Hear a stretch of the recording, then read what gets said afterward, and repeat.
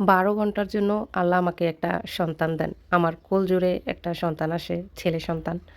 ১২ ঘন্টা পর আবার আল্লাহ নিয়ে যায়। সালটা ছিল ২০১৭। আমার তখন মনে হয়েছিল বারবার আমি আর কখনো বাঁচবো না। আমার মনে হয় না আমি বেশিদিন বাঁচবো। অনেক টেনশন কাজ করতো তখন আমার। ২০১৭ সালের ২৩শে আগস্ট আমার মা আমাদের এই পৃথিবীর মায়াত্যাগ করে চলে যান। তখন থেকে আমার দিনগুলা খুব খারাপ শুরু হয়। আমার অনেক খারাপ লাগতো। দিন নাই, রাত নাই, আমার কোনো ঘুম হতো না। শুধু কান্না করতাম। অনেক খারাপ লাগতো আমার। এতটা খারাপ লাগতো কাউকে বলতেও পারতাম না। অনেকে অনেক কথা বলতো। সবকিছু হজম করতাম। না পারলেও সহ্য করে থাকতাম। কিছুই করার নেই। তারপর ২০১৮ সালে আমার বিয়ে হয়। তখনও আমার দিনগুলা খুব খারাপ যাচ্ছিল। অনেক কষ্ট পাইতাম আমি। অনেকের অনেক কথা শুনছি। অনেক মানুষ চিনছি আমি ২০১৮ সালে, ২০১৭ সালে। তারপর সুখ-দুঃখ মিলিয়ে আমার দিনগুলো যাচ্ছিল। সুখ তো একটু, একটু ছিলই। যদি না থাকতো তাহলে তো আর এখন পর্যন্ত বেঁচে থাকতাম না। ২০১৯ সালের ২০শে জুলাই আমার ২০শে জুলাই না ২৯শে জুলাই আমার কোলজোড়ে একটা সন্তান আসে ১২ ঘন্টার জন্য। ১২ ঘন্টা পর আবার আল্লাহ তাকে নিয়ে যায়। তখন আমি টানা ৪৫ দিন রাত্রে ঘুমাইতে পারি নাই। দিনেও ঘুম নেই, শুধু কান্না করতাম। কাঁদতে, কাঁদতে আমার চোখ ফুলে যাচ্ছিল। সবাই আমাকে অনেক বোঝাইতো। আল্লাহ নিছে, আল্লাহ আবার দিবে। কিন্তু আমার তো মন মানতো না। সারাক্ষণ আমি কান্না করতাম। খুব অস্থির লাগতো। মনে হইতো আমি আর বাঁচবো না। আমার কাছে কেন জানি এমন হতাশা, হতাশা লাগতো। অনেক একা, একা লাগতো। বুকটা আমার ফাঁকা, ফাঁকা লাগতো।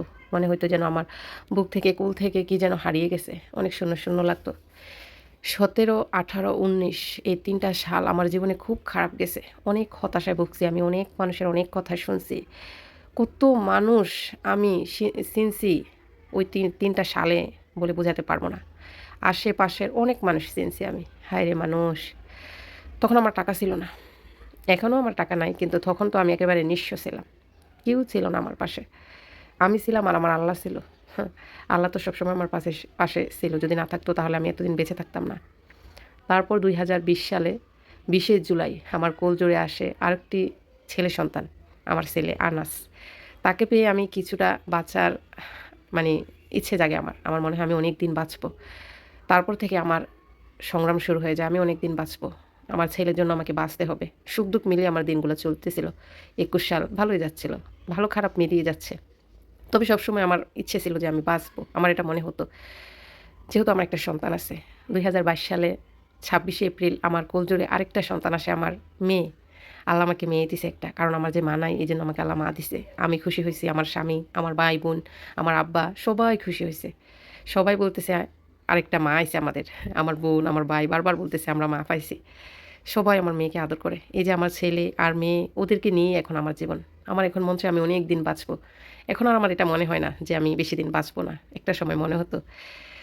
আমি অনেক কষ্ট করছি ৩ টা বছর। মনে পড়লে আমার বুকটা ফেটে যায়। যাই হোক, আল্লাহ দুঃখ দেয়, আল্লাহই সুখ দেয়। হয়তোবা এখন বেঁচে আছি আমার সন্তানদের জন্য। সবাই দোয়া করবেন ওদের জন্য।